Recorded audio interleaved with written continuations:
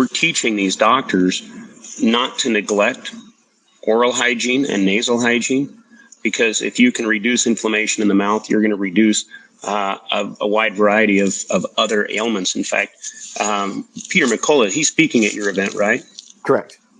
I was having lunch with him a couple of weeks ago in Dallas, and I was talking about, the fluoride argument and oral hygiene and whatnot. And he just kind of goes, that's interesting, because a lot of patients that have heart issues, as soon as they pull all their teeth out, they stop having so many heart issues. And dentists have known that's one way. Yeah. That's one way. We'll go back to what we said earlier.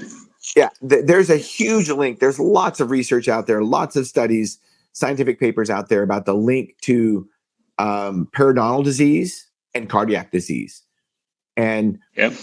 I think it's an underlying inflammation type issue is probably what it is. I mean, if your gums are inflamed. That's 100%. Yeah. 100%.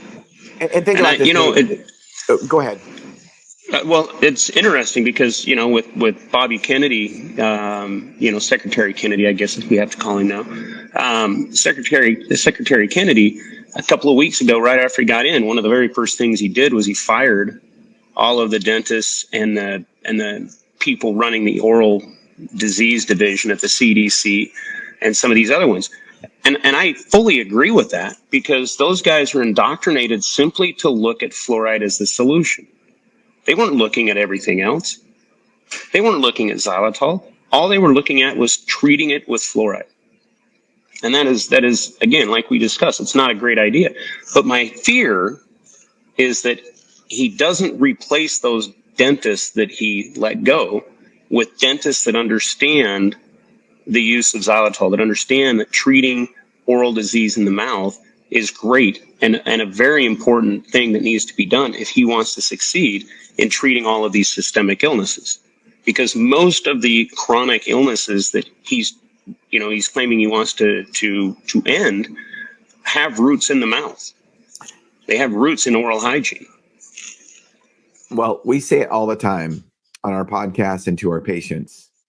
If you don't have a healthy GI tract, and your mouth is the start of that, then your overall body is not going to be healthy. Most all of our nutrients are absorbed through our GI tract, almost all of them.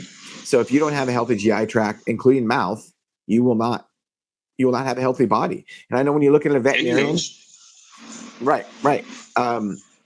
One of the first things a veterinarian does when they look at a dog or a horse is they look in their mouth. And they can tell a lot about the dog's or animal's health by looking in their mouth.